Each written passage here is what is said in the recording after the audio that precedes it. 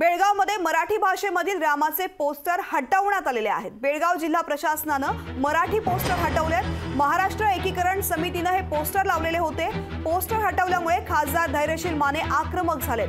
Poster काढणाऱ्यांवरती कडक कारवाईची मागणी त्यांनी केली आहे। येत्या 22 जानेवारीला अयोध्या इथे राम मंदिराचा लोकार्पण सोहळा पार पडणार आहे। या सोहळ्याच्या पार्श्वभूमीवर देशभरामध्ये सर्वत्र पोस्टर्स लावण्यात आलेले आहेत। कर्नाटक राज्यामधील बेळगाव इथे महाराष्ट्र एकीकरण समितीच्या वतीने प्रभू श्रीराम यांचं लावलेलं पोस्टर हटवलं गेलंय। यामध्ये श्रीराम यांचा मराठीमध्ये उल्लेख असल्यामुळे हा बॅनर जिल्हा प्रशासनाने हटवलाय।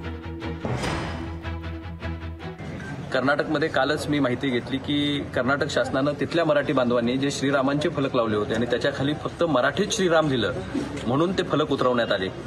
जाती धर्माच्या पलीकडे पाहण्याची संस्कृती ही खऱ्या अर्थाने देशाची आहे। तिथलं शासन असेल, तिथलं प्रशासन असेल, इतकं दडपशाहीचं आणि एखाद्या भाषिकांच्या विषयी इतका द्वेष असायचं कारण नाही। भारत देश हा विविधतेने नटलेला आहे, सर्व जाती धर्मांनी नटलेला आहे आणि तिथले मराठी बांधव जर खऱ्या अर्थानं श्रीरामांचा पुरस्कार किंवा त्यांना अभिवादन त्यांच्या भाषेमध्ये करत असतील तर त्यामध्ये गैर काय? आणि हे जर त्या शासनाला समजत नसेल तर निश्चितपणे महाराष्ट्र असेल, इतर राज्यांमध्ये असेल, अशा खऱ्या अर्थानं वृत्तीचा आम्ही सर्वजण धिक्कार करतो। सामाजिक सलोखा जपला पाहिजे। या संदर्भात अधिक माहिती घेऊयात आमचे प्रतिनिधी सतेज औंधकर यांच्याकडून। सतेज, बेळगावमध्ये मराठीची गळचेपी काही नवी नाहीये। पुन्हा एकदा पोस्टरच्या माध्यमातून मराठी पोस्टर हटवून गळचेपीचा आणखीन एक मुद्दा समोर आलाय। नक्कीच तृप्ती, आपल्याला माहिती आहे की साधारणतः 22 तारखेला खूप मोठा उत्सव आहे, तो अयोध्या येथे पार पडतोय आणि राम मंदिराचा लोकार्पण सोहळा या ठिकाणी होतोय आणि असा होत असताना देशभरामध्ये खूप मोठ्या संख्येनं जे भाविक आहेत त्यांनी पोस्टर्स लावलेले आहेत। प्रभू श्रीरामांचं या सगळ्याचं लोकार्पण सोहळा होतोय त्या अनुषंगानं स्वागत कामाने देखील उभारलेले आहेत। मात्र बेळगावमध्ये या महाराष्ट्र एकीकरण समितीच्या वतीनं उभारलेल्या या स्वागत कमानींना कुठेतरी जिल्हा प्रशासनानं विरोध केलेला आहे।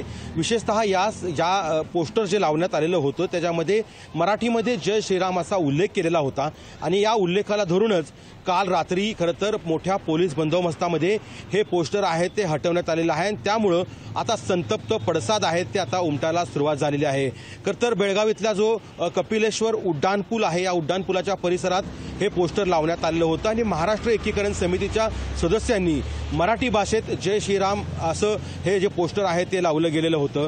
मात्र हे कुठेतरी कानडी प्रशासनाला हे पटलेलं नाही आहे। त्यांनी पुन्हा एकदा जी मराठी भाषिकांवरती जी मुस्कटदाबी आहे ती या ठिकाणी केल्याचं दिसून आलेलं आहे। त्यामुळे महाराष्ट्र एकीकरण समितीने लावलेलं हे प्रभू श्रीरामांचं पोस्टर आहे ते मोठ्या पोलीस बंदोबस्तात हटवलं गेलेलं आहे आणि त्यानंतर आता महाराष्ट्रातील जे मराठी भाषिक नेते आहेत ते आता प्रतिक्रिया द्यायला सुरुवात झालेली आहे। खासदार धैर्यशील माने हे स्वतः आक्रमक झालेले आहेत आणि त्या ठिकाणी त्यांनी म्हटलेलं आहे की प्रभू श्रीराम कुणाचे एकट्याचे नाही आहेत, हे खरं तर समस्त हिंदुस्थानाचं आराध्य दैवत आहे आणि असं असताना कर्नाटक शासनाने हे पोस्टर जे उतरवलेले आहेत ते खरंच निषेधार्थ आहेत आणि याचे जे पडसाद आहेत ते आता महाराष्ट्रात उमटायला सुरुवात होईल असा इशारा वजा त्यांनी जो आपलं मत आहे ते व्यक्त केलेलं आहे। मात्र एकूणच पाहिलं तर गेल्या काही दिवसांपासून जे कर्नाटकमध्ये मराठी पाट्या असतील किंवा मराठी भाषिकांवर होणारा अन्याय आहे तो आता दिवसेंदिवस वाढतच चाललाय। कारण गेल्या काही दिवसांपूर्वीच आपल्याला माहिती आहे की त्या ठिकाणी मुख्यमंत्री सहायता निधीची जी वैद्यकीय कक्ष आहे तो कार्यरत होता आणि त्याला देखील या कर्नाटकच्या मुख्यमंत्र्यांनी विरोध केलेला दिसून आला। स्वतः त्यांनी याबाबतची सिद्धरामय्यांनी प्रतिक्रिया देत त्या ठिकाणी खरं तर विरोध दर्शवलेला होता। त्या पार्श्वभूमीवरती आज हा जे पोस्टर काढलेला आहे त्याचे पडसाद आहेत ते आता महाराष्ट्रात हळूहळू उमटायला सुरुवात झालेली आहे। तृप्ती, सतेज, धन्यवाद या संपूर्ण माहितीसाठी। लोकशाही मराठी ऐका, पहा, जागरूक रहा।